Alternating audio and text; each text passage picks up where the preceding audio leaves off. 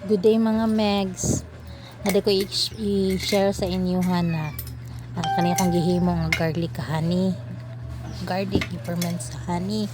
Nakita na po na ko ni sa mga content creator na mga health enthusiast na ilagi ni gina-recommend for better kuan sa health na to kay as we know honey and garlic dagan man gid na siya benefits pag i-ferment na to sila together, so dagan gid kuan halang-halang gid siya 2 days pa ni mga Megs, pero ma-feel pa nimo ang kahalang, pero na-blend sa kahalang ang katamis sa honey, so lami ra kayo siya.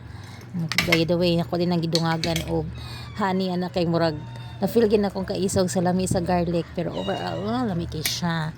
Mo nang kani siya ibutang ni siya sa chiller in pila ka days mas mulami pa gid ni siya, so ninganion na day na siya paghimo mga Megs kung i-show sa inyo ha.